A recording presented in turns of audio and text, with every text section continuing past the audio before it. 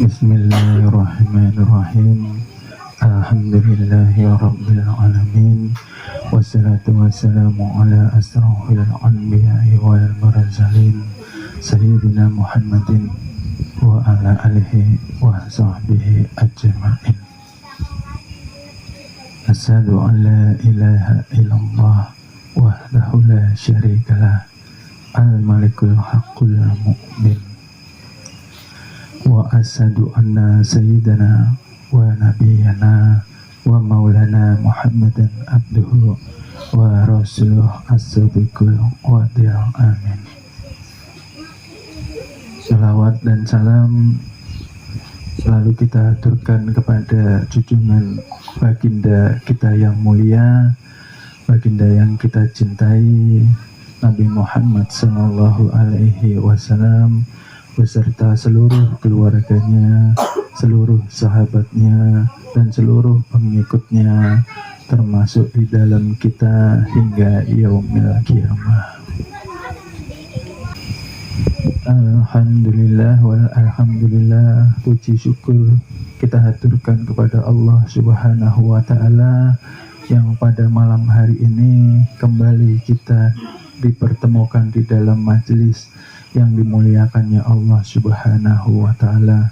Mudah-mudahan di dalam majelis ini kita diberi ampunan oleh Allah Subhanahu wa ta'ala, kita diberi keberkahan di dalam ilmunya, dan selalu kita dibimbing di dalam hidayahnya menuju jalan yang lurus, jalan yang diridai Allah Subhanahu wa ta'ala. Amin, amin ya rabbal alamin. Alhamdulillah Bapak Ibu, pada malam hari ini kita kembali lagi.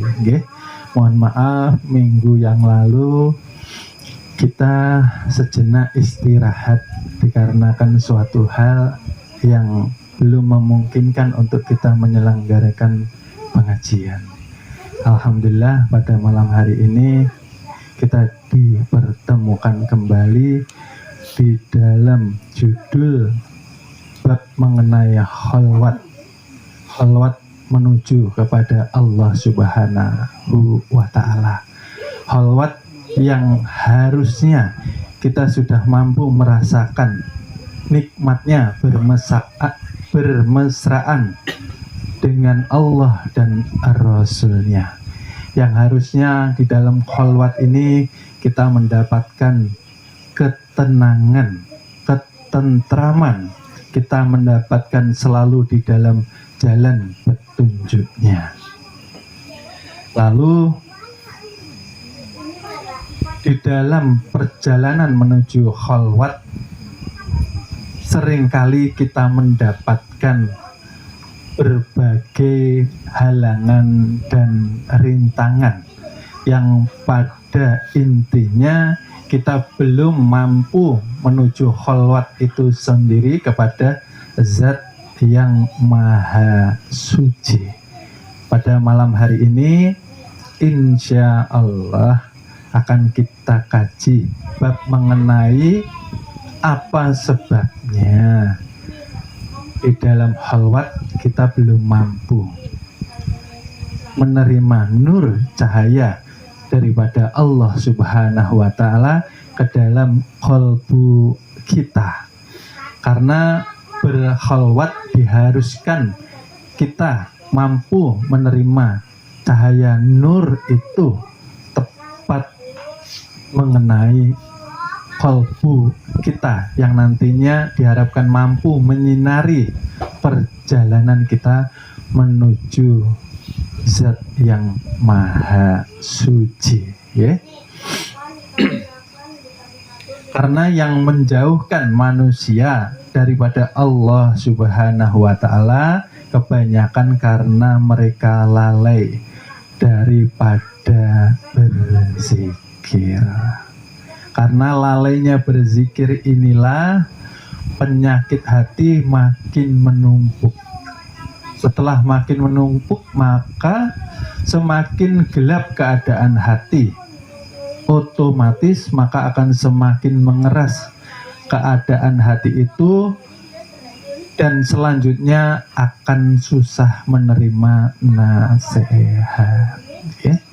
Susah menerima hidayah, bahwasanya apa yang disampaikan oleh orang itu hak, yang disampaikan itu benar, maka tidak mampu masuk menembus relung kalbunya, tidak tergerak hatinya, Bapak Ibu. Dan ciri-cirinya ialah ketika melakukan dosa atau maksiat tidak ada penyesalan di dalam hatinya, ya. Dia mengetahui bahwa Allah Maha mengawasi, akan tetapi dia tidak meyakini bahwa Allah betul-betul selalu bersamanya. Yang timbul bukannya sifat rendah hati, melainkan sifat berani melawan Tuhan, ingkar terhadap syahadatnya, ia berbuat maksiat di depan Tuhannya, kehilangan rasa malunya. Nah, inilah yang dikatakan penghalang-penghalang seorang salik yang suluk menuju kepada Tuhan yang Maha Suci. Kembali kepada qalbunya dalam keadaan ingat atau lalai. Karena di situ tadi sudah dijelaskan, kebanyakan kita mengetahui ilmu ma'rifah secara teori, mengetahui tapi tidak meyakini, karena kenyataannya setelah mengetahui tidak kita tingkatkan pengetahuan itu untuk menyatakan keyakinan iman kita bahwa nyata Allah meliputi kita, Allah tidak pernah meninggalkan kita barang sesaat pun. Karena ketika Allah meninggalkan kita, maka selesai yang dikatakan hidup, kita terbungkus rapi oleh kain kafan. Karena nyata kita sudah dijelaskan bab tentang ma'rifah. Harusnya di situ Allah turunkan ketenangan di dalam kalbu kita. Bahwa dikatakan inna sholati wa nusuki wa mahyaya lillahi rabbil alamin. Tapi ketika diuji sedikit susah, sedikit sakit, sedikit sempit, maka cenderung manusia berkeluh kesah. Artinya dia merasa yang menjalani hidup itu sendiri. Nah, disinilah bermakrifah tapi belum bertauhid, mengenal Tuhan tapi belum mampu mengesahkan zat dan sifat. Disinilah timbul perasaan mendua, ada diri, ada Tuhan, ada hamba, ada Allah. Disinilah kesedihan, kesusahan akan memenuhi relung kalbu kita. Maka di situ akan berat perjalanan menuju Tuhan yang Maha Esa, Tuhan yang Maha Bersih, Tuhan yang Maha Suci. Ya? Karena dikatakan miftahul jannah. Masih ingat ya Bapak Ibu? Miftahul jannah dikatakan kuncinya surga. Miftahul jannah la ilaha illallah. Bahwa ketika memahami kita akan lafaz yang kita sebutkan tadi, maka harusnya yang terjadi di dalam kalbu kita ialah nafi isbat. Masih ingat ya nafi isbat? Nafi itu meniadakan, nafi itu mengosongkan apa yang dikosongkan, apa yang ditiadakan.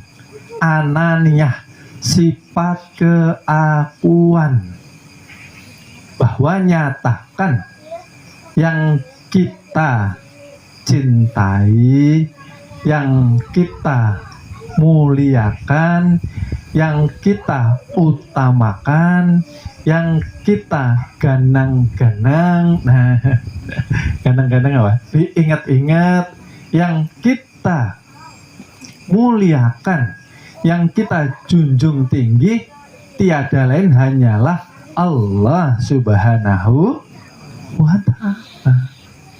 Disitulah pemahamannya untuk kita mampu melafazkan dengan penghayatan, kita melafazkan dengan perenungan, kita melafazkan dengan meresapi arti makna daripada nafi isbat itu sendiri yang menyatakan bahwa ujungnya la maujud bihaqi Allah. Tidak akan mampu kholwat kita ketika di dalam kolbu kita masih ada ilah selain daripada Allah Subhanahu wa Ta'ala. Dikatakan di dalam kholwat itu gagallah zikir kita. Dikatakan zikir yang lalai, mengucap di dalam sebutan, lalai di dalam hadirnya hati kepada Tuhan itu sendiri. Setiap hari kita menyatakan la ilaha illallah, la ilaha illallah, tetapi di dalam kalbu kita masih banyak gambaran-gambaran dunia. Gambaran-gambaran dunia itu apa? Yang kita cintai. Nyatanya di dalam kalbu ini ternyata bukan Tuhan. Banyakan manusia, apa yang dizahirkan beda dengan apa yang ada di dalam kalbu. Ulun cinta Allah, ulun cinta Rasulullah. Subuh tidur, subuh tidur, asar kerepotan, duhurnya banyak pekerjaan, asarnya kelelahan, isya ketiduran. Sepertiga malamnya bangun bekamih aja, guring pulang. Itulah yang dikatakan lain di bibir, lain di seperti teko, maka akan mengeluarkan apa yang ada di dalamnya. Itulah dikatakan bibir sebetulnya tidak mampu menipu. Seperti itu.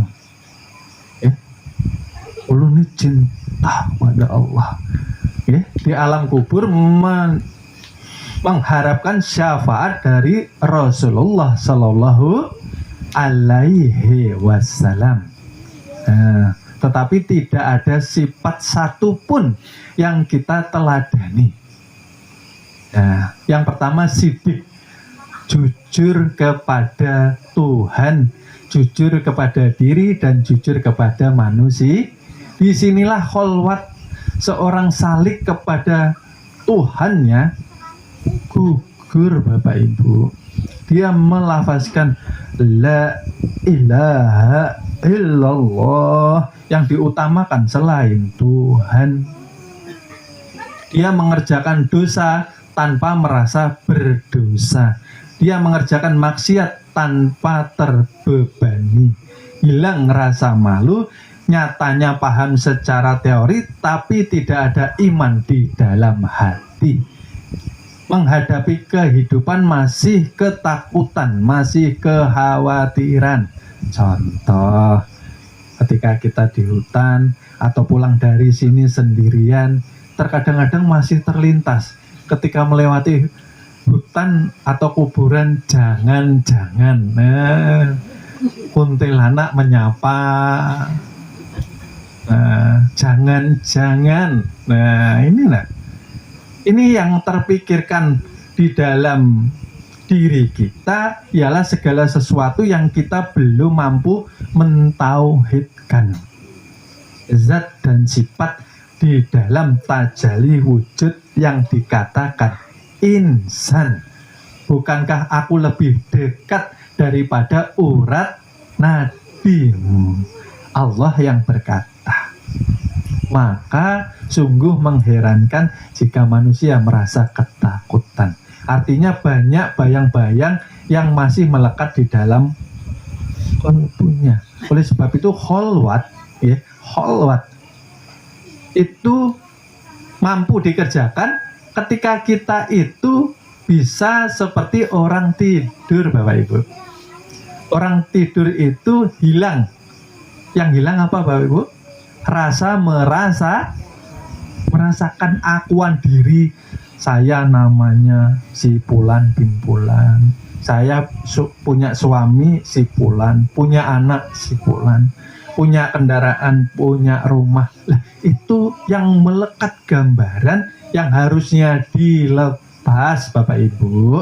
Seperti bayi yang baru dilahirkan. Kholwat menuju kepada Tuhan, atau bisa juga disebut sholatul doim, atau bisa disebut juga manekung kalau orang Jawa bilang. Bukan lagi mengucap, bukan lagi melafazkan, diam di dalam kesadaran, sadar di dalam pemahaman. Maksudnya seperti ini, Bapak Ibu. Ketika Bapak Ibu bertemu saya, secara dekat, tidak mungkin Bapak Ibu atau saya menyebut nama Bapak Ibu. Umpamanya ketika saya dekat dengan seseorang yang usianya lebih tua dari saya, umpamanya di depan hadapan saya ini beliau namanya Bapak Adi, usianya sudah 75 pasti saya menyebutnya dengan Bapak ada awalannya. Bapak Adi, monggo silahkan duduk. Nah, berarti sopan. Tapi kalau kita sudah dekat selalu menyebut Bapak Adi monggo, Bapak Adi monggo, Bapak Adi, marah orangnya. Nah, seperti kita ini memainkan, mencemooh. Nah, mahulut-hulut ujarnya orang. Nah, apalagi disebut tanpa awalan. Maka kita masih muda. Adi, ayo duduk. Nah, artinya apa? Ketika kita sudah bermakrifah bahwa Tuhan hakikatnya tidak bernama, dikatakan mempunyai nama karena tajali ingin dikenal. Karena ingin dikenal maka mentajalikan daripada dirinya. Flashback sedikit ya.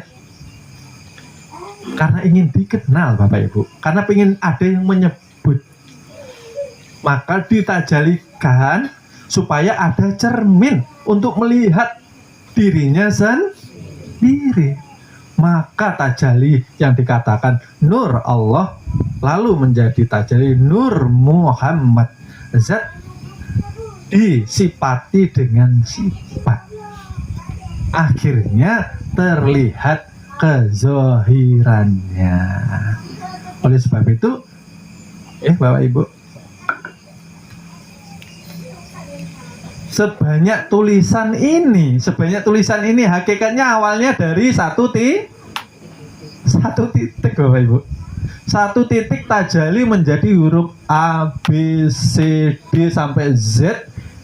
Hakikatnya huruf tadi tajali daripada titik itu titik dikatakan Z, menjadi huruf dikatakan sifat. Paham Bapak Ibu? Seperti buah mangga yang saya katakan dahulu. Saya ibaratkan mangga itu satu titik. Ketika mangga bertumbuh kembang, hilangnya kemana?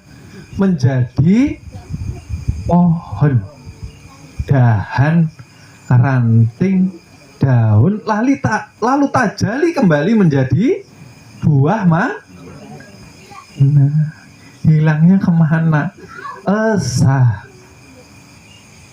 Tapi kenapa? Yang menjadi kembali pertanyaannya, kita tidak mampu menggapai miftahul jannahnya. Karena keseharian kita melafazkan kalimah tapi tidak mampu menafikan ananiyah yang ada di dalam diri kita. Kita itu ketika menghadap Tuhan itu kosong, Bapak Ibu. Oleh sebab itu kalau angka diawali dari 1, puncaknya angka kosong. 1, 2 sampai 9 akhirnya kok bukan 10, kosong. Lah ditambah 1 menjadi 10, ya. Tambah 1 tambah 2, 12. Kan seperti itu, Bapak Ibu. Artinya apa? Ya seperti wali di Jawa. Wali 9 itu yang diambil 1 pelajaran heningnya, pelajaran kosongnya, pelajaran nafi isbatnya, bahwa para wali itu mengajarkan ma'rifatullah, mentauhidkan zat dan sifat. Kosongkanlah keakuan adanya wujud dirimu yang ada, karena itulah yang nantinya menghijab kita. Kan seperti itu, Bapak Ibu. Pengakuan diri ini karena kita belum meyakini secara teori, mengenal. Itu tadi, semakin mengenal semakin berani dengan Tuhan. Semakin mengenal semakin tidak ada malunya dengan Tuhan. Nah, tambahnya dosanya itu kayak apa? Maka sudah diterangkan, harusnya diyakini. Sudah diterangkan, harusnya diterapkan. Ketika sudah diterangkan, pulang direnungkan. Apa iya? Lah, mari di sini kita pelajari bersama-sama. Yang pertama, yang menjadi kunci daripada surga itu sendiri, kunci itu maksudnya satu cara, Bapak Ibu, amalan para ahli surga. Kunci itu satu cara bagaimana kita membuka keridhaan dari Allah Subhanahu wa Ta'ala untuk kita. Karena dengan ridhonya Allah, kita mampu dimasukkan ke dalam surganya Allah Subhanahu, bukan dengan amal ibadah kita, bukan dengan sholat puasa kita, bukan zakat dan ibadah haji kita. Karena tunggu dahulu, sebelum engkau menyombongkan diri, sebelum engkau menampakkan ujub di hadapan Allah, maka tilik dari mana terbitnya segala hal sesuatu perbuatan itu. Nah, pelajaran yang terdahulu sudah kita ringkas. Timbulnya perbuatan tubuh karena adanya dorongan perintah dari hati. Adanya dorongan dari hati karena ada ruh. Ruh mampu mendorong hati lalu menjalankan tubuh karena ada sirnya Tuhan yang dikatakan sifat 7, yang di dalamnya termuat kodrat irodat. Nah, bagaimana sifat mampu memerintah ruh, lalu memerintah hati, lalu bergeraklah tubuh, maka rahasianya semua itu ternyata Zatullah yang bekerja. Lalu mana yang mau kita sombongkan? Mana yang mau kita akui? Itu amal ibadah saya, itu perbuatan baik saya, itu sholat saya, itu puasa saya, yang mana lagi? Kalau belum mampu ikhlas, belum mampu menuju ke kholwat, belum mampu menuju ke doim, belum mampu manakum, karena masih belum paham asal kejadian diri. Setelah paham pun harus mengesahkan. Mengesahkan itu harus ikhlas. Yang diharap ridhonya Allah Subhanahu wa Ta'ala saja, bukan pujian penilaian dari makhluk. Oleh sebab itu seringkali kami himbau ketika kita hidup janganlah berlebih-lebihan di dalam berpakaian, sewajarnya, karena iman adanya di dalam kolbu kita, bukan di kebesaran jubahnya, bukan di besaran lilitan sorban. Segonolan sorbannya, subhanallah, tapi masih terakui aku alim, aku hebat, merasa paling banyak ilmunya, lalu melihat orang dengan merendahkan, maka diharamkan masuk ke dalam surganya Allah Subhanahu. Bahaya manusia itu. Masih untung iblis, Bapak Ibu, masih untung ijajil. Untungnya apa? Kalau ijajil sombong masih wajar lah. Dulu gurunya para malaikat ijajil itu sebelum dilaknat. Sudah tinggal di surganya Allah Subhanahu wa ta'ala. Lah kita hanya cerita saja, baunya belum Lah kok mau sombong, malu sama ijazil. Subhanallah. Maka ijazil ini, para syaitan ini kan hanya membisikkan. Dilakukan atau tidak kembali kepada keputusan manusia. Kebanyakan manusia menyalahkan iblis dan syaitan. Maka dia yang menyetujui, dia yang melakukan, karena tidak memakai akal pikiran yang sudah Allah berikan kepada kita. Mengharap surga nang dilakukan gawian ahli neraka, sholatnya koler. Nah, beriman aku belajar ilmu ma'rifat loh. Lah Jumatan inilah kok tidur di rumah. Subhanallah. Aku ngaji ma'rifat lah. Tapi sholatku masih Senin Kemis. Bapak Ibu, malu kepada Tuhan. Sepertiga malam aja masih berat. Jangan terlalu tinggi-tinggi kita ngaji. Istiqomahkan dahulu yang diperintah oleh Allah Subhanahu wa ta'ala. Di situ lagi. Yang pertama, untuk memegang kunci surga ialah kita mengenal diri. Yang dikatakan mengenal diri ialah kita mengetahui bahwa kita ini sebetulnya Adam. Maka yang kemarin kan sudah saya katakan, kita nggak boleh berkecil hati. Kita keturunan Nabi, bernasab kepada Nabi Adam. Lah di sini kita kaji hakikat Adam ialah tiada, Bapak Ibu. Ketika kita memahami jati diri kita dari tiada Allah adakan, berarti kita ini sifatnya, hakikatnya yang tiada tadi. Tiada mampu berucap, tiada mampu melihat, tiada mampu mendengar, tiada mampu berkata-kata, tiada mampu mempunyai kehendak dan keinginan, apalagi mempunyai ilmu, apalagi hidup. Ternyata aku tiada. Nah, disinilah kita mampu menempatkan diri untuk merendahkan diri serendah-rendahnya di hadapan Allah Subhanahu. Ini yang menghancurkan kesombongan.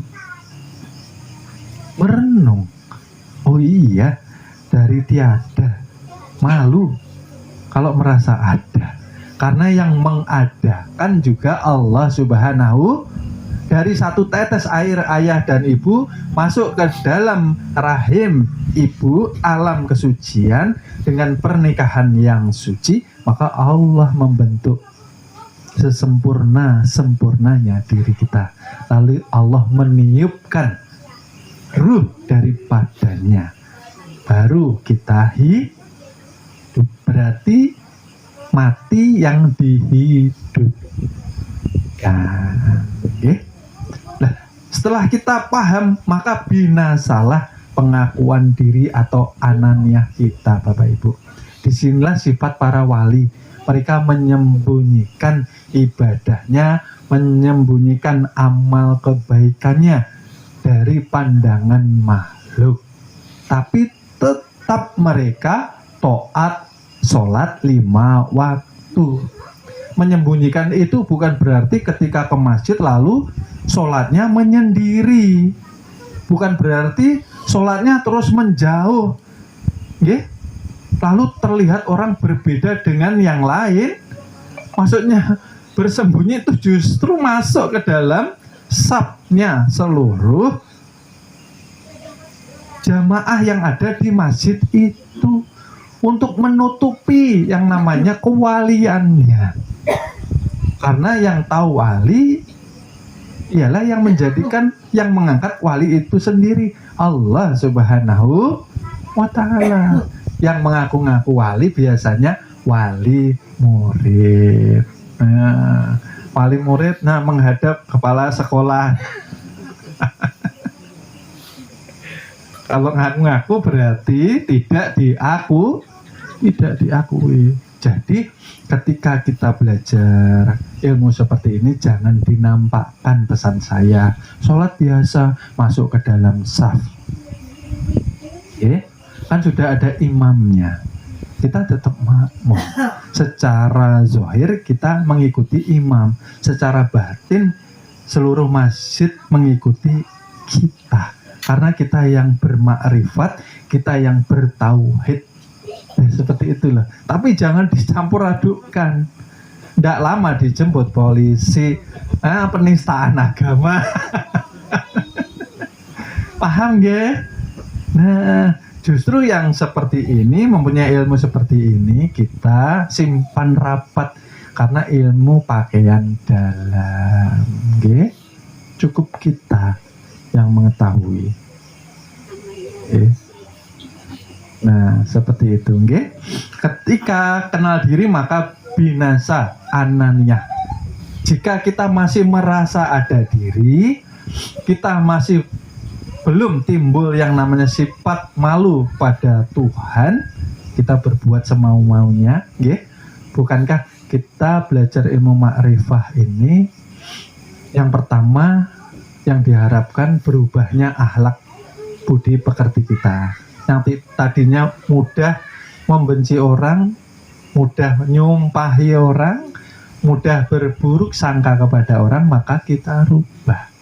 Karena yang terpandang sekarang, walaupun A atau B, C atau D, hakikatnya zat dan sifat. Biarlah mereka melakukan hal sesuatu, Tuhan yang menghakimi. Jangan kita ikut-ikut menghakimi, nanti menimbulkan kotornya hati. Barang siapa menabur benih kebaikan, maka akan didapat berlipat kebaikan. Itu yang harus kita yakini. Dan Allah Maha Adil, Bapak Ibu. Jangan sampai aku jahat karena kalian menjahatiku. Nah, itu belum beriman namanya.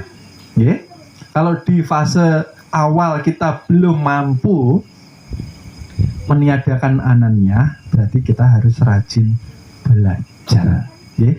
Yang kedua, setelah kita menyadari bahwa kita tiada, baru disitulah timbul rasa sadar, rasa syukur kepada Allah Subhanahu. Kira-kira sudah timbul atau belum, Bapak Ibu, rasa syukur ini? Yang tadinya saya mati lalu dihidupkan lagi pagi hari. Oleh sebab itu dikatakan sholat subuh itu bagaikan anak bayi yang baru mau dilahir. awali kembali hari-hari kita dengan kebersihan, kesucian, dengan bertaubatan nasuha. Kalau dihidupkan lagi harus bersyukur. Kalau bersyukur harus taat. Kalau taat harus mampu merubah. Sudah dirubah atau belum? Atau masih kita pakai sifat-sifat yang tidak baik? Jawabannya ada di dalam diri kita sendiri. Cepat atau lambatnya, atau berhentinya kholwat kita, kembali kepada diri kita masing-masing. Di dalam majelis teori sudah dijelaskan. Keluar majelis harus diyakini, harus dijalankan, harus dirasakan, harus mampu mentauhidkan. Yang ditauhidkan apa? Yang berjalan zat dan sifat. Oleh sebab itu, ketika melakukan apapun jenis pekerjaan, bukankah kita selalu dihimbau untuk membaca dengan nama Allah yang Maha Pengasih, Maha. Kita ini kan dijadikan di dunia sebagai pemimpin, Bapak Ibu, khalifah. Maksudnya khalifah itu yang mampu memimpin diri yang tadinya tidak ada, dijadikan oleh Allah sebagai insan kamil muhammil, lahir suci. Jagalah, pimpin badanmu supaya nanti kembali itu dalam keadaan bersih dan suci kembali. Nah, kita kebanyakan yang di luaran, bukan di sini ya, yang di luaran gagal di dalam memimpin dirinya, gagal di dalam memimpin kolbu. Nah, kolbu ini sangat penting, Bapak Ibu. Nanti saya jabarkan. Setelah sadar inilah, maka kita timbul rasa syukur.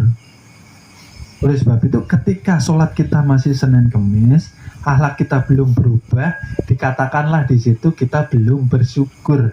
Ketika belum mampu bersyukur, maka hidup kita akan selalu diikuti dengan berbagai macam masalah yang tidak ada jalan penyelesaiannya.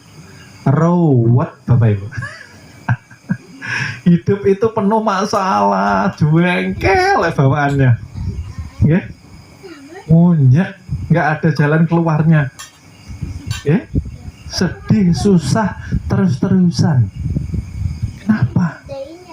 Karena kita ingkar, kita kufur di dalam menerima nikmat Allah yang begitu besar. Apakah hidup bisa diganti dengan harta benda, Bapak Ibu? Bisa, Bapak Ibu? Tidak bisa. Kalau bisa miliarder itu tidak mati-mati, Bapak Ibu. Mau berhenti dibayar, mau berdenyut lagi.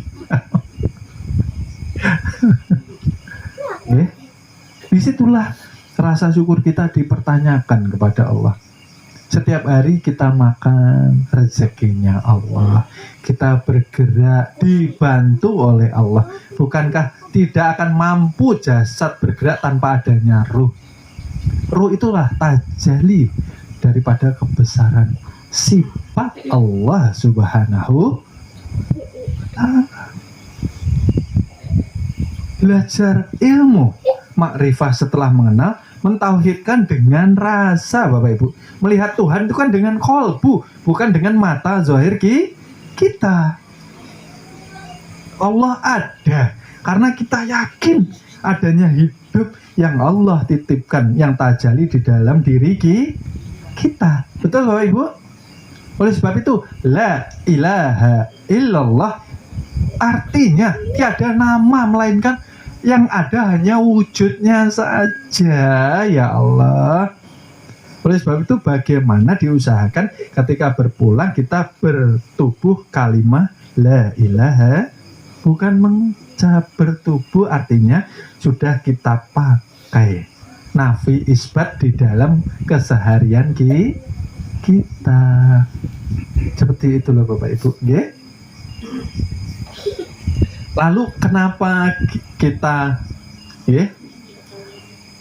turun kecintaan kita untuk melafazkan, membasahi bibir kita dengan zikrullah, karena yang pertama kurangnya pengetahuan.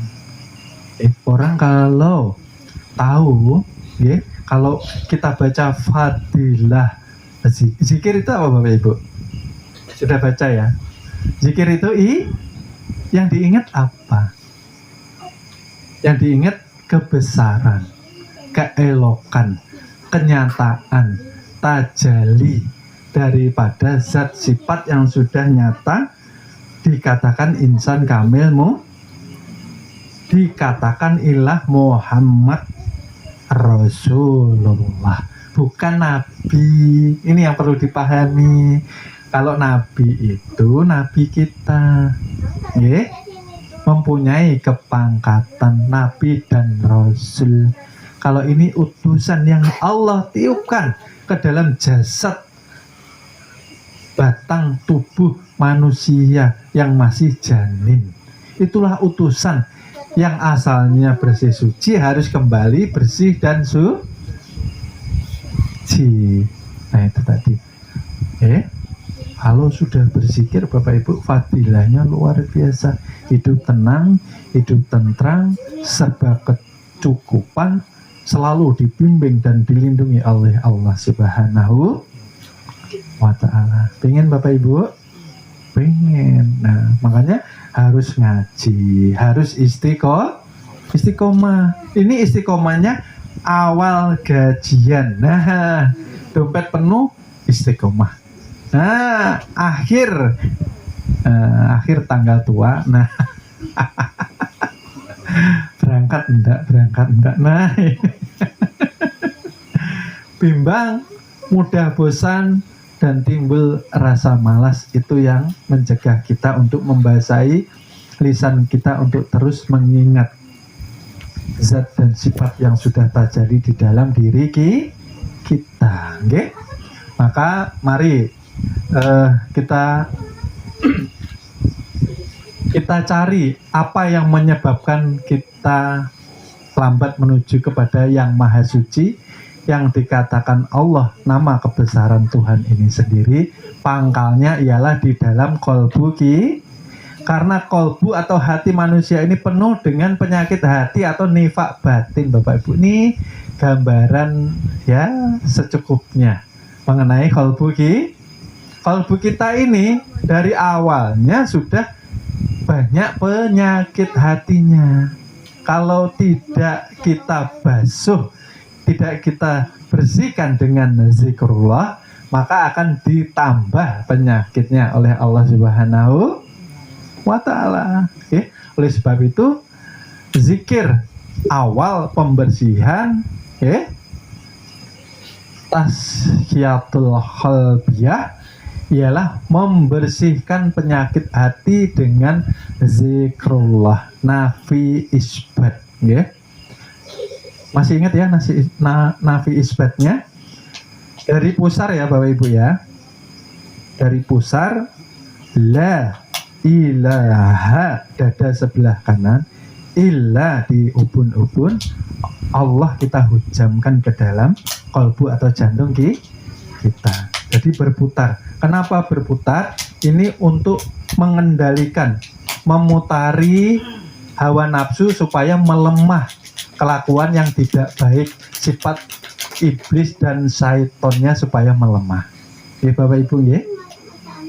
Disitulah kita harus mampu menempatkan la ilaha illallah, la ilaha illallah, la ilaha illallah. Seperti itu ya.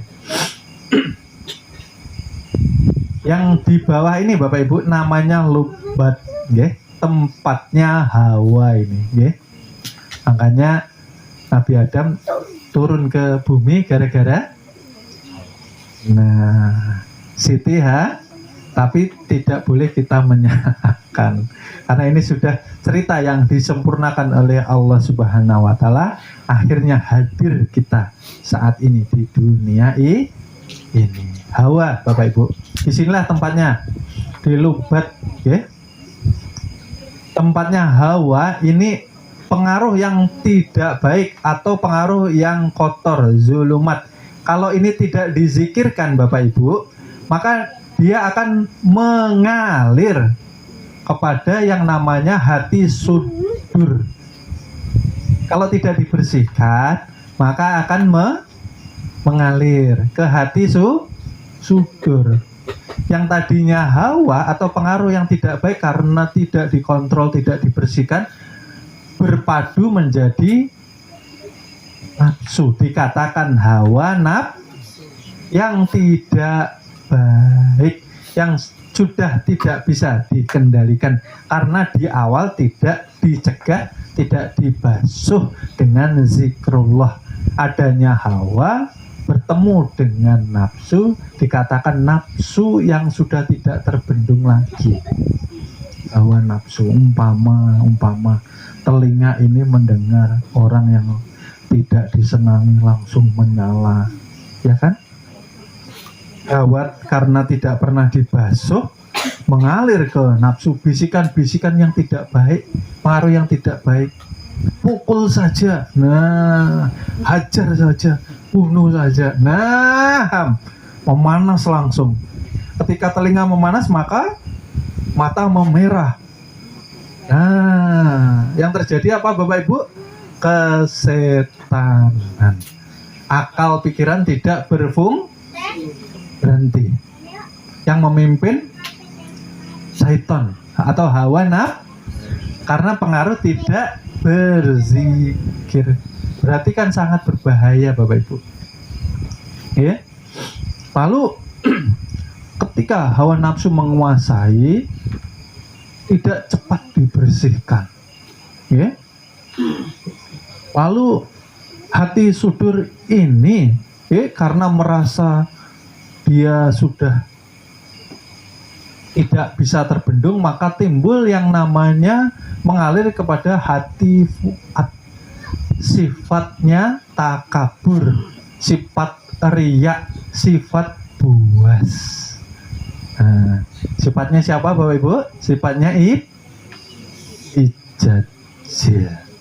Nah, karena kada taat lawan Allah Subhanahu wa ta'ala, berani mampu menentang perintahnya, maka dikatakanlah dirinya menjadi nama iblis. Dia takabur. Kalau di manusia takaburnya kenapa ujubnya? Karena mungkin ilmunya. Ketika ilmunya rendah masih mau menghargai orang. Makin tinggi makin menghina orang. Makin tinggi merasa paling benar. Makin tinggi lalu mengkafirkan orang, menyesatkan orang, menyalahkan orang. Maka belum tahu duduk ilmunya yang benar yang mana. Karena ilmu Bapak Ibu seperti ini, bisa takabur, bisa sekali karena jabatan, ya. Semakin tinggi jabatan, lalu kepada masyarakat awam seperti menjaga jarak, susah untuk berinteraksi kepada masyarakat khalayak, ya, karena sudah ada gengsinya. Kekayaan pun bisa membuat kita takabur atau riya atau ujub. Nah, ini yang sering terjadi kepada kita ya Bapak Ibu ya. Kalau nikahan, nah, kalau acara apa seperti itu, biasanya yang tadinya sehari-hari biasa saja kadang-kadang menjadi toko emas minta tolong gitu. Nih dari sini sampai sini. Ada yang sampai sini. Nah, kalau nikahan itu sering terjadi di kota-kota besar, maksudnya bukan di sini. Jadi berjalan toko emasnya seperti itu. Okay? Lalu kalau minta tolong amankan. Seperti itu ya. Lalu bisa juga takabur atau ujub itu karena paras wajah. Merasa gagah, merasa ganteng, merasa cantik, merasa rupawan, akhirnya timbul rasa yang paling cantik, yang paling akhirnya merendahkan orang. Artinya dia lupa diri. Dari tiada dia diadakan, setelah ada dia lupa. Yang mewujudkan ialah Allah Subhanahu. Semua itu sifat keelokan Tuhan. Tidak ada yang mampu kita sombongkan. Sibuk ini setiap bulan ke salon. Nah, facial biar glowing. Glowing wajahnya, harusnya glowing juga Nah, harusnya seperti itu. Makin rajin perawatan ke salon, makin rajin zikir. Jangan glowing di wajah, gelap di hati. Nah, ini yang kita jaga, ya. Jangan sampai seperti itu, ya. Nah, ini sifatnya hati fuad, ya. Ketika hati fuad ini sudah meliputi, ya, maka dia akan masuk ke dalam hati kulub, lalu muncul sifat hubud dunia. Hubud dunia itu kita selalu mempunyai ambisi. Ambisi itu ketika manusia diberi 2 ladang emas, maka manusia kebanyakan mayoritas maka akan mencari ladang ketiganya. Dapat 3, mencari ladang keempat, serakah sampai ajal yang mampu menghentikan, sampai mulut kita tersumpal oleh tanah baru berhenti. Oleh sebab itu orang kalau sudah hubud dunia, Bapak Ibu, cinta dunia, takut mati. Doanya pasti tidak jauh-jauh panjang umurnya karena takut mati. Takut diajak, Bang. Ya? Seperti itu. Kalau sudah menguasai semua sifat yang tidak baik, maka masuk ke dalam bahjatul qulub, menyelimuti seluruh kolbu. Ya? Dan tadinya yang timbul sifat iblisnya, maka sifat syaitan atau keakuan dirinya, maka akan mendominasi kita. Ya, kalau sudah akuan kan gini biasanya orang, Bapak Ibu. Nih, dia tidak tahu kah ini. Nah, dada yang ditepuk. Ya, oleh sebab itu namanya bahjatul qulub. Ini yang mendinding kita, menghijab kita untuk kholwat menuju kepada Allah Subhanahu. Allah itu kan dekat, Bapak Ibu. Kenapa kita setiap hari belum merasakan ketenangan? Zikir itu loh nggak tenang, gelisah hati. La ilaha illallah.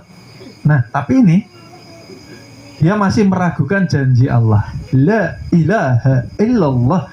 Dia masih meragukan jaminan Allah. La ilaha illallah. Tapi dia masih meragukan kemampuan Allah. Seperti itu. Banyak kasus bab masalah rezeki. Nah, sudah tertakar tidak akan tapi kenapa kok rezekinya jadi nggak karu-karuan? Berarti yang dikoreksi kolbunya, ibadahnya, isi di dalam nafi isbatnya. Apakah ada yang dicintai? Apakah ada ilah selain daripada Allah di dalam kolbunya? Orang kalau sudah bersyukur, maka Allah akan memudahkan, Allah akan menolong. Bukankah ini yang dikatakan kekasihnya, Bapak Ibu? Muhammad ini cermin untuk melihat dirinya di luar seperti Bapak Ibu ketika ingin melihat wajahnya, pasti Bapak Ibu akan melihat ke dalam Nah, yang di dalam cermin bisa bergerak atau tidak Bapak Ibu? Kalau kita tidak bergerak yang di luarnya, tidak. Berarti kita ini bayang-bayang.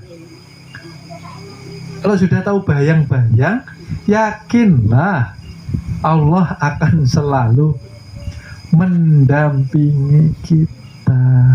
Itu loh Bapak Ibu. Yang menjadi masalah itu qalbu kita. Selalu terhijab. Ada aku, ada Allah. Maka ketika zikir dari lalai, mudah-mudahan kita diangkat menjadi zikir yang ingat.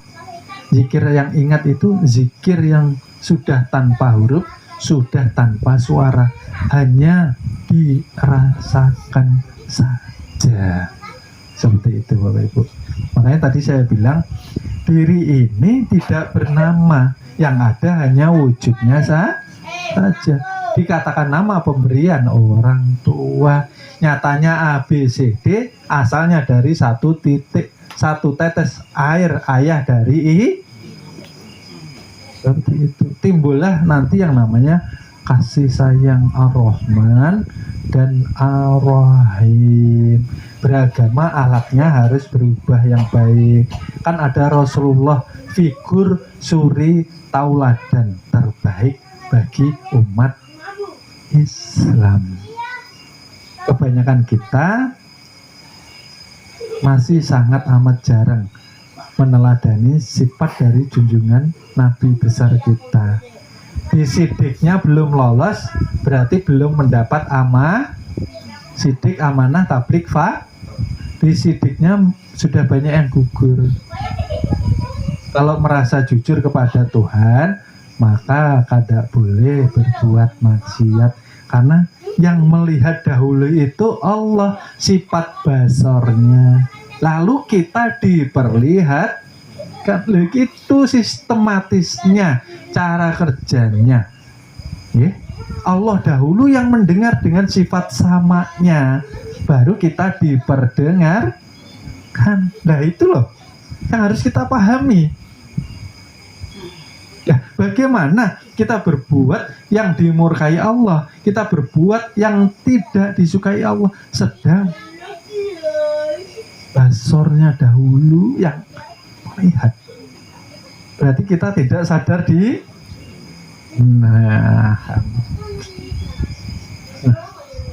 sudah paham ya Bapak Ibu, di mana letak yang menghijab kita menuju kepada Tuhan sudah ada, sedia, kita sendiri yang menghijab. Dengan banyaknya penyakit tidak akan mungkin nur ini masuk ke dalam qalbu kita, sedangkan berbagai penyakit hati yang saya kiaskan seperti ular masih bersarang di dalam qalbu kita. Bapak Ibu, kita yang mempunyai ayam, ini kiasan saja. Biasanya sore itu kan pulang sendiri ke kandangnya. Lah, itu saya gambarkan seperti nafsu. Nafsu itu ketika gelap maka akan dia berlindung. Berlindung kepada siapa? Kepada yang mengayomi, yang dikatakan nur itu tadi, yang saya katakan kandang. Bagaimana ayam itu mau masuk ketika di dalam kandangnya ada mau masuk enggak Bapak Ibu? Bertahun-tahun kita zikir la ilaha illallah, pakai speaker di masjid, la ilaha illallah, la ilaha illallah. Mudah-mudahan ini banyak yang mendengarkan, Pak. Berarti masih ada ularnya. Zikir la ilaha illallah, saudaranya dimusuhi. Sama saudara kandung masih bisa musuhan Bapak Ibu. Saudara kandung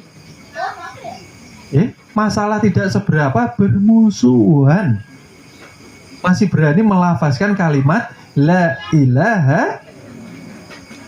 Berarti yang dipandang huruf, bukan awal satu saudaranya sendiri dibenci, memutuskan tali silaturahmi.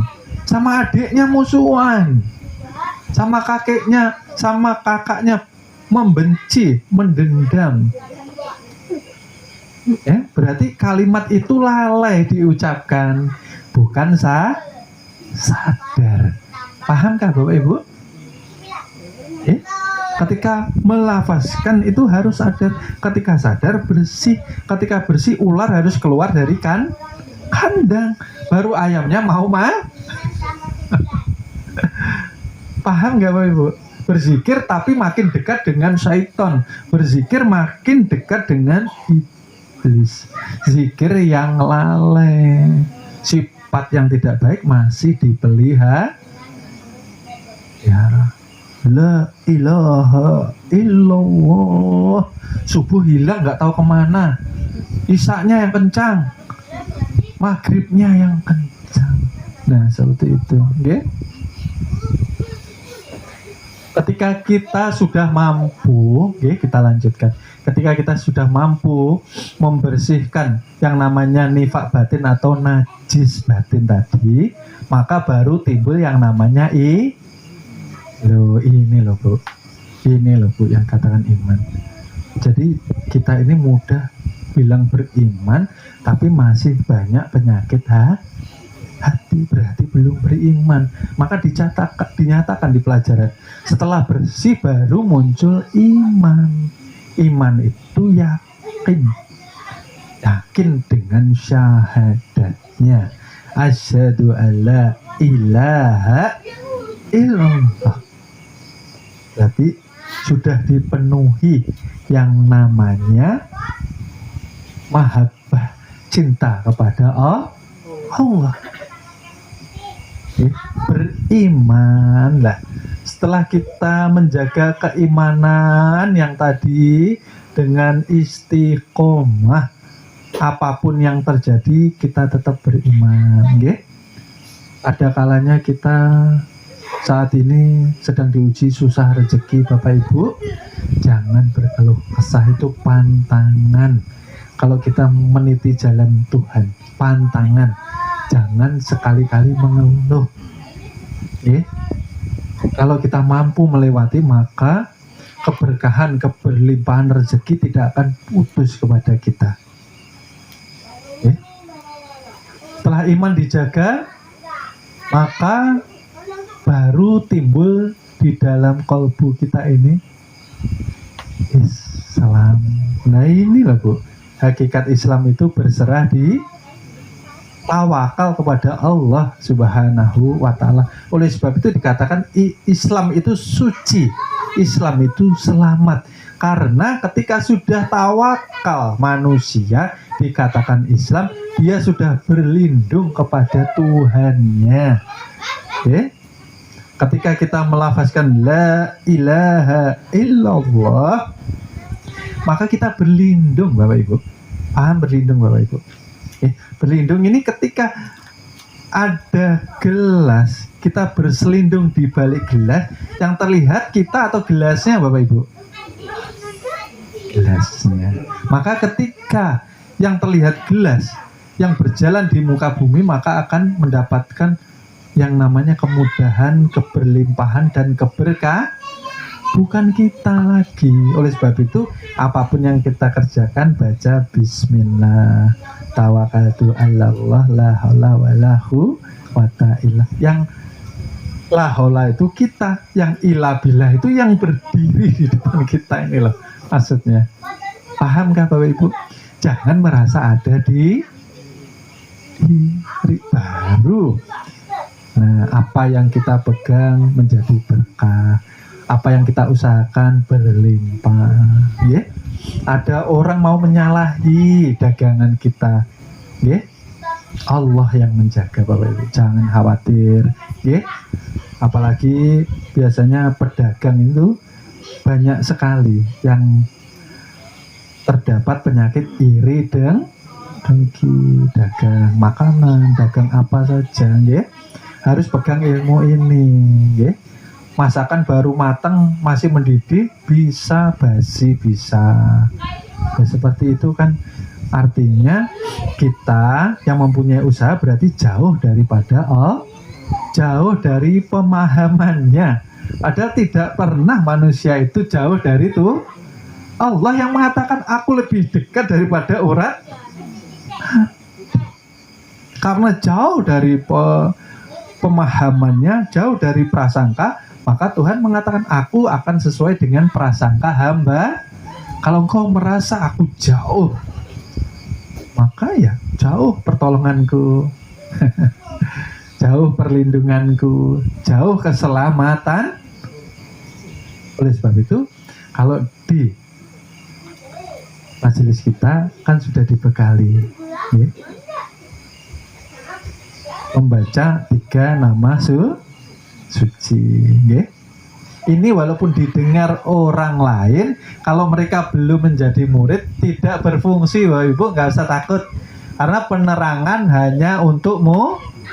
Nah ini memang sengaja saya tutup, karena selain murid tidak akan mampu memungsikan 3 nama suci tadi, kecuali yang kemarin kita ijazahkan ketika ibu-ibu umpama ya, yang pergi ke pasar pagi hari, nggak ada yang mendampingi umpamanya sendirian, jangan takut ya. Ketika ada hal sesuatu kita diberikan yang namanya rasa, kita merasa terancam ya, maka baca yang namanya 3 nama suci ya, arahkan buduhun itu di tengah-tengah kening ki buduhun itu akan memancar Bapak Ibu ketika kita membaca Haku Adam. Berarti posisi kita sudah 0. Paham maksudnya Bu? Haku Adam itu kita mengkosongkan segala hal sesuatu keakuan diri. Berarti yang nampak siapa Bapak Ibu? Nama kedua dan nama ketiga. Itu maksudnya Haku Adam. Nah ini kosong. Lalu yang muncul Haku Muhammad, Haku selamat Bapak Ibu. Subhanallah, banyak kejadian sudah. Udun arahkan kepada orang yang sekiranya mempunyai niat tidak boleh kita takut, kita harus memandang matanya. Tidak boleh kita menunduk, tidak boleh. Berarti kita meragukan janji Allah. Berarti kita meragukan jaminan Allah. Berarti kita meragukan kemampuan Allah. Yang mau berbuat itu ya Allah yang mendampingi dia. Paham nggak Bapak Ibu? Berarti kita tidak yakin dengan diri. Pulang dari sini jam 1, jam 2, alhamdulillah banyak yang selamat. Zamannya dulu begal Bapak Ibu, masih ingat Bapak Ibu? Dulu zamannya begal, di sini masih aktif. Dulu zamannya COVID, yang lain mohon maaf, yang lain berhenti pengajian, di sini bisa ditanya. Aktif terus Bapak Ibu. Ada yang kena COVID di rumah diasingkan sama keluarganya, dijauhi, datang ke sini kita bantu. Dengan izin Allah, dengan syafaatnya Rasulullah, banyak yang sembuh Bapak Ibu. Alhamdulillah. Yang masuk rumah sakit tutup usia. Sini sembuh Bapak Ibu. Dan ini cerita fakta. Murid-murid sudah mengalami Bapak Ibu. Karena yang saya utarakan hanyalah fakta yang sudah terjadi ke murid-murid, ya. Yang ditimpas, ya. Yang dipukul, yang dimacam-macam, selamat Bapak Ibu. Ya. Tapi ada kalanya ketika saya ngerumput, nah itu karena kehendak Allah, ya. Allah ingin membersihkan dosa kita mungkin. Kalau kehendak Allah kita kadang mampu nyangkul umpamanya kena. Itu kehendak Allah. Alhamdulillah, bukan musibah, itu anugerah. Alhamdulillah dikeluarkan darah. Mungkin di dalam darah ini ada yang tidak baik. Nah, baik sangka terus lawan Tuhan. Tapi kalau hamba mempunyai niat tidak baik kepada kita pasang ilmu itu ya Bapak Ibu, ya. Berarti harus paham ketika membaca itu bukan kita mengaku Muhammad, bukan kita mengaku menjadi Allah, bukan kita mengaku menjadi Nabi Adam. Nah, seperti itu, karena kita kan tidak hidup. Bagaimana logikanya? Ketika yang mati mengaku hidup, bisa enggak Bapak Ibu? Kalamnya kalam Tuhan, hidupnya hidup Tuhan. Lah kalau mayat disuruh bicara, lari semua serumahan. Habis dimandikan, ditutup, nah bangun ngobrol, kabur semua Bapak Ibu. Paham ya Bapak Ibu ya? Walaupun ngaku-ngaku jadi Tuhan, logikanya tidak mungkin jadi Tuhan. Hamba tetap hamba, Allah tetap Allah. Nah, yang kita jalankan di dalam ilmu ini mengisbatkan itu apa sih? Menyatakan, meyakini bahwa yang ada, yang wujud, yang mempunyai sifat nyatanya zat, sifat tajalli di dalam diri pribadi kita. Paham nggak Bapak Ibu? Makanya tadi saya katakan, kita ini Adam, dikatakan Adam apa? Ya karena dari tidak ada diadakan. Nyatanya kalau tidur tidak bisa bicara, itu nyatanya. Allah angkat 7 sifat, yang disisakan 1, yang keluar masuk. Itu menyatakan aku yang berkuasa atas dirimu, kata Allah. Katanya ana al-haq, aku Allah. Yang berucap Allah itu sendiri, bukan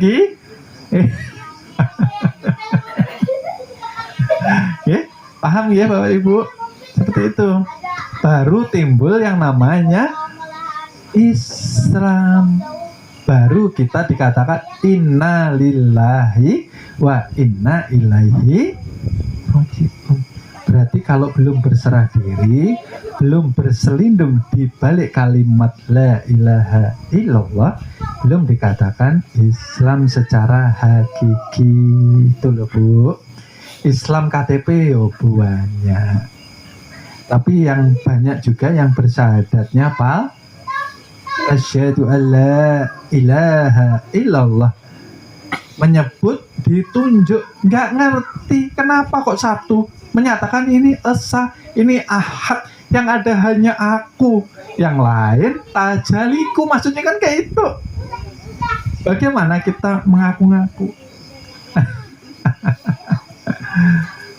Nah, kita bersyahadat menyaksikan bujur, aku bisa bergerak, aku bisa berdiri, kan itu akbarnya Allah. Allahu akbar, subhanallah. Berdiri, bisakah berdiri Pian tanpa dibantu Allah? Tidak bisa. Maka itu setelah berserah diri, setelah tawakal, setelah inna lillahi wa inna ilaihi raji'un, maka baru kita terpandang, tertilik.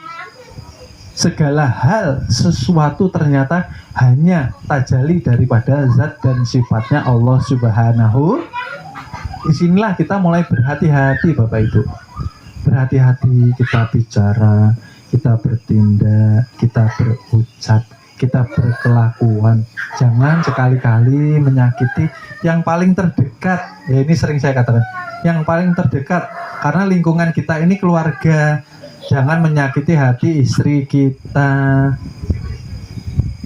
jangan menyakiti hati suami kita. Saya enggak menjadi pembela ibu-ibu atau bapak-bapak di sini. Adil, ya.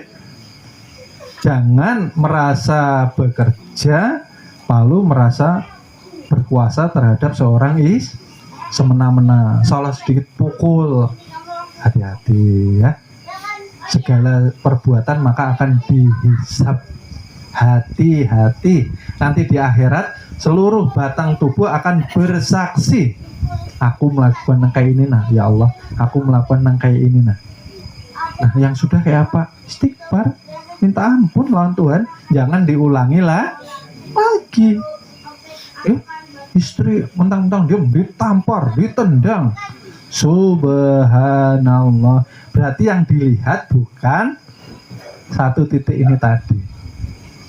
Istrinya dimamai-mamai. Wah, kalau marah itu kebun binatang terbuka semua itu keluar.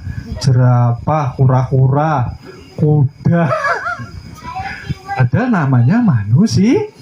Subhanallah. Barang siapa mudah nyumpai orang, ya, berarti tanda belum mudah. Karena isi ini melihatkan apa yang ada di dalam teko itu sandung batu, subhanallah. Sandung batu yang keluar, nah jerapah. Nah. Subhanallah. Seperti itu, ya. Jadi semakin berhati-hati Bapak Ibu kalau sudah timbul yang namanya tauhid di dalam kolbu kita. Karena segala hal sesuatu tertilik hanya tajali daripada zat sifatnya. Sudah tidak ada lagi niat buruk kepada diri atau orang lah. Muliakan istri kita, muliakan suami kita. Makanya sering-sering saya nasihati, beriman itu awali jalankan di lingkungan keluarga kita. Kalau sudah saling percaya, maka timbul yang namanya sakinah, ketenangan. Kalau di dalam keluarga belum ada ketenangan, ibadahnya pasti ke kanan dan ke kiri, seperti kapal oleng, Bapak Ibu. Jangan suka berbohong. Kalau suka berbohong nanti ketagihan bohong lagi, lagi. Ya, seperti itu. Dihormati sesama pasangan, jangan saling membohongi. Belajar untuk diri sendiri, bukan untuk orang lain. Kalau sama istrinya membohongi, apalagi sama orang lain. Sama suaminya mau membohongi, apalagi sama mintuhannya. Nah, subhanallah. Kalau sudah tauhid mampu mengesahkan, maka yang timbul ialah puncak daripada penyerahan diri, makrifat secara hakiki. Kalau sudah ada di dalam puncak, maka turunlah yang namanya cahaya di dalam kolbu kita.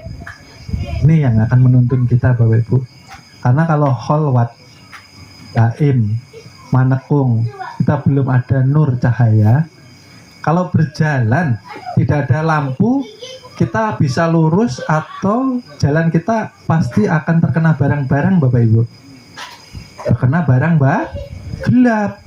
Di rumah ada kursi di tengah, terjang karena gelap. Ketika terang ada pemadaman kan pasti gini-gini kita, meraba-raba. Dan seperti itulah keadaan kolbu kita ketika lepas zikir, lalai guplah, maka bagaimana kita akan berkholwat menuju kepada Allah Subhanahu. Maka dikatakan nurun ala nur.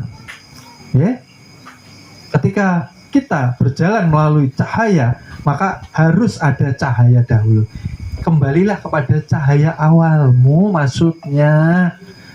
Makanya yang punya nama Mbak Nur, Bu Nur, berarti itu orang tuanya mendoakan mudah-mudahan, ya Allah engkau anakku, nah, mendapatkan cahaya petunjuk dari Allah Subhanahu.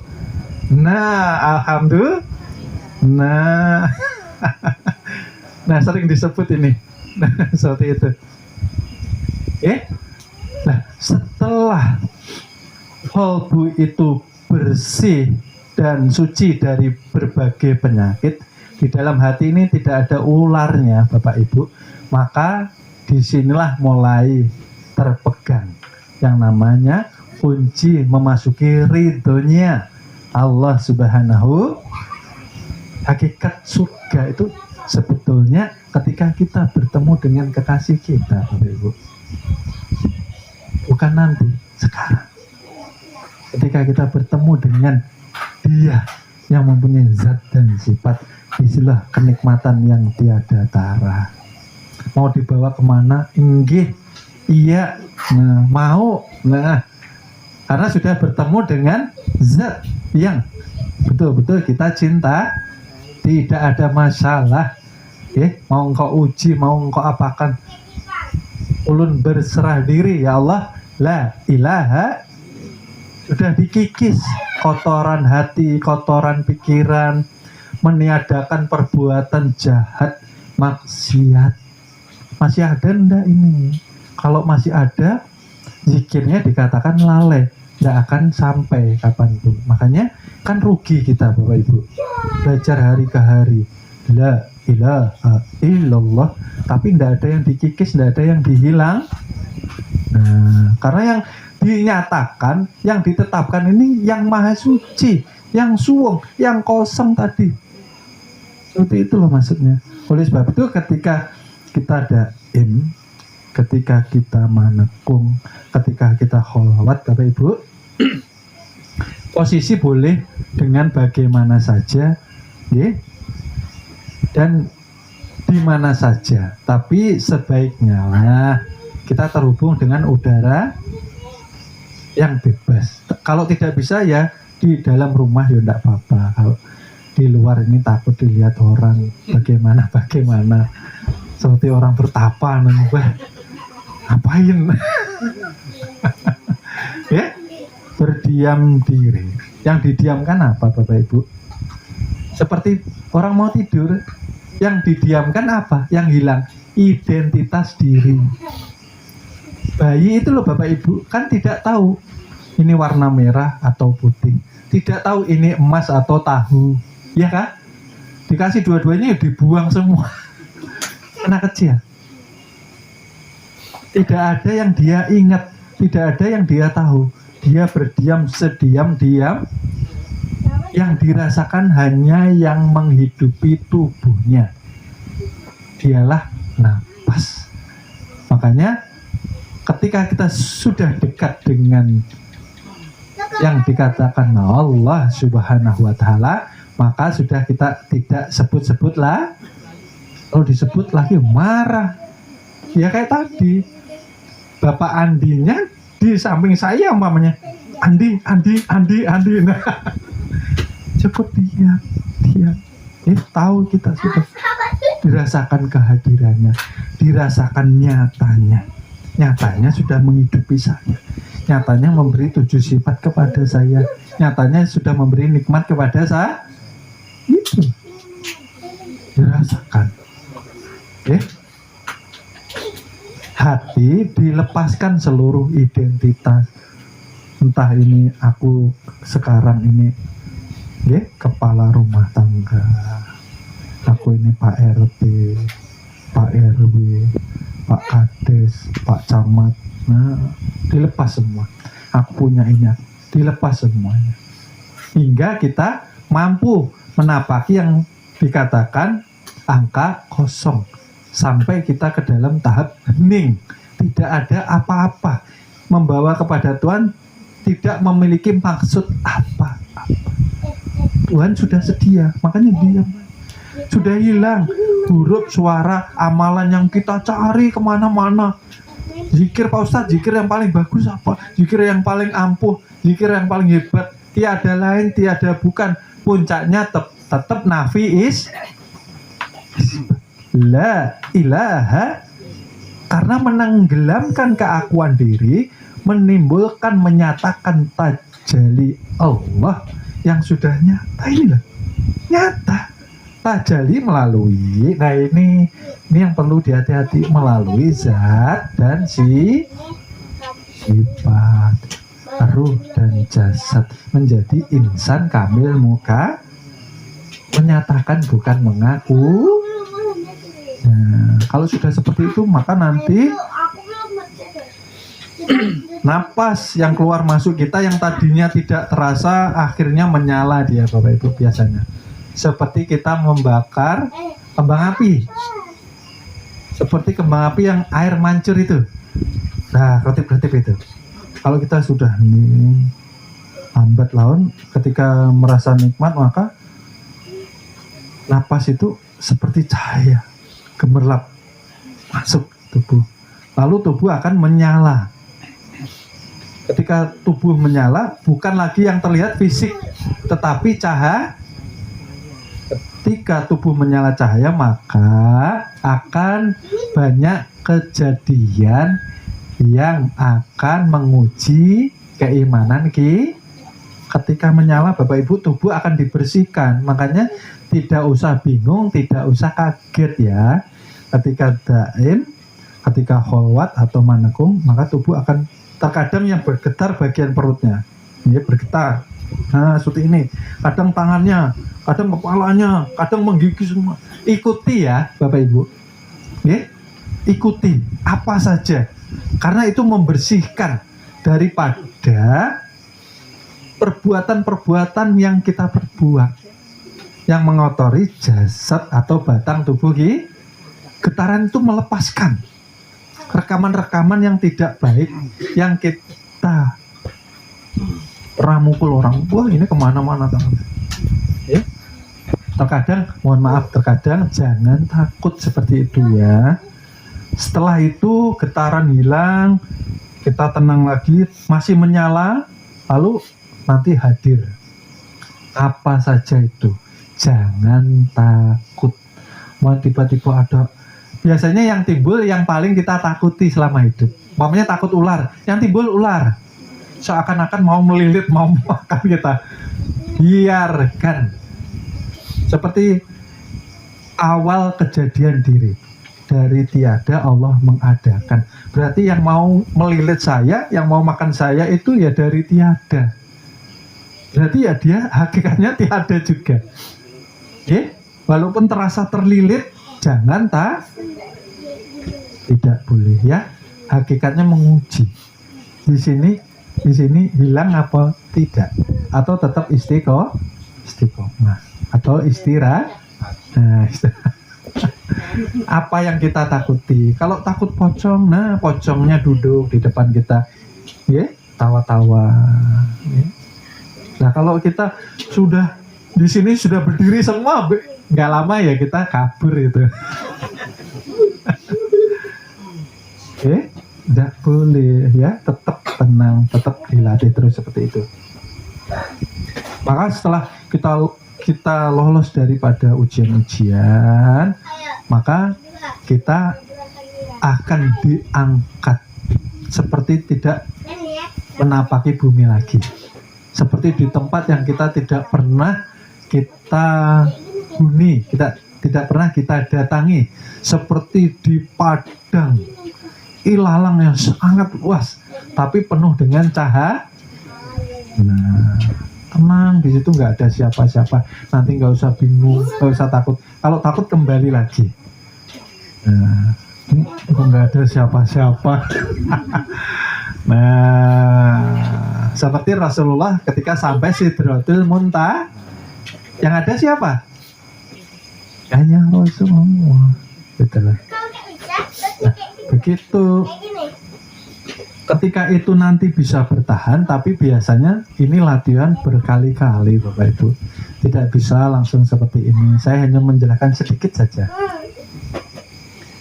Nah, disitulah kita sudah merasakan betul-betul ketenangan yang tidak pernah kita rasakan selama di dunia. Maunya nggak pengen kembali biasanya seperti itu. Okay? Nah, diikuti saja. Tapi kalau waktunya kembali, kita akan tertarik kembali. Lalu setelah kita bisa khusyuk, ya, karena tadi kita sering zikir, sering membersihkan kolbu, sering mengikis yang namanya kejahatan, ya, maksiatan, maka Allah akan mewujudkan satu terowongan yang jernih. Tidak terlihat jernih, tapi kita tahu itu ada terowongan. Nah, itulah jalan kita dihantarkan menuju ke makom panah. Panah ke makomillah. Ya. Begitu muncul yang nanti seperti cahaya yang bening, ya Bapak Ibu, bening, tapi itu kita tak dikasih tahu itu, maka kita akan terhisap di situ. Ketika kita hisap masuk, nah disitulah nanti kita lanjutkan ke pengajian yang selanjutnya.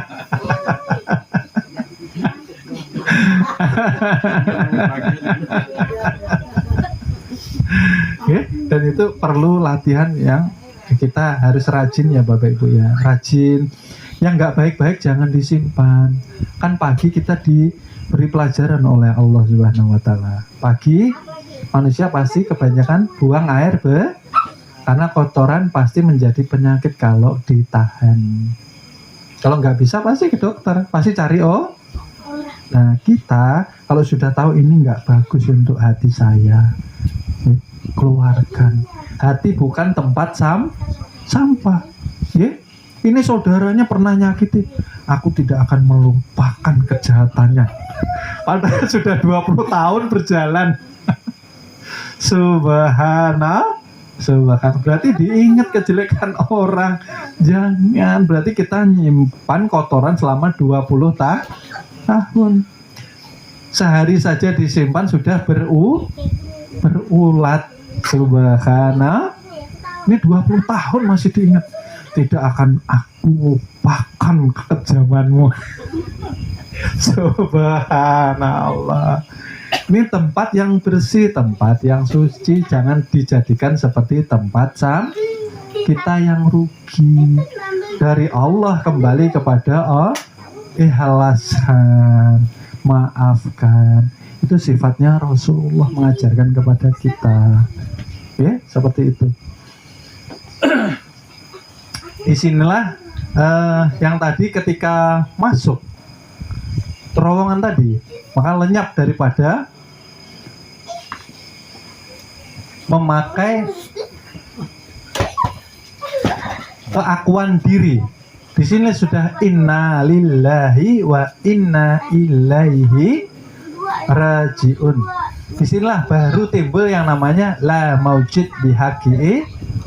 Di situ nanti biasanya Bapak Ibu akan kami dampingi, jangan khawatir, tidak sendirian Bapak Ibu, karena ada pembimbing yang harus bertanggung jawab. Tidak akan ada apa-apa Bapak Ibu, jangan khawatir ya. Insya Allah husnul khotimah ya. Mau diangkat, sudah dipesan nih, kalau nggak bisa kembali siap, janganlah maksud. Kalau kita takut meninggal tidak bisa naik makomnya karena takut sedang kita sekarang hakikatnya bukankah keadaan kita ini mayat toh Bapak Ibu? Tidak hidup, tidak melihat, tidak mendengar. Oleh sebab itu, disinilah Adam hakikatnya menjadikan kita rendah hati sama Allah. Tidak ada yang namanya takabur atau ujub seperti itu, okay? Disinilah kita akan menjadikan tubuh berwujudkan syahadat, karena kita ini kiasnya pakaian. Lah yang memakai pakaian inilah dikatakan Allah wajibul Allah sifatnya wujud, sifat wajib bagi itu. Nah kebalikannya Adam atau tiada, yaitulah sifat kita. Yang itu yang perlu kita resapi, okay? Mudah-mudahan malam ini kami cukupkan sekian. Bab masalah kholwat nanti kita lanjutkan. Yang tadi pemahaman yang sekiranya menjadi penasaran mohon sabar, ditunggu kelanjutannya. Mudah-mudahan menjadi keberkahan untuk kita semua. Mudah-mudahan dalam mengkaji ilmu ini betul-betul kita mampu, okay, pesan saya, mengurangi dosa-dosa, merubah yang tidak baik. Jangan merasa ada akuan di manusia ini. Kalau tidak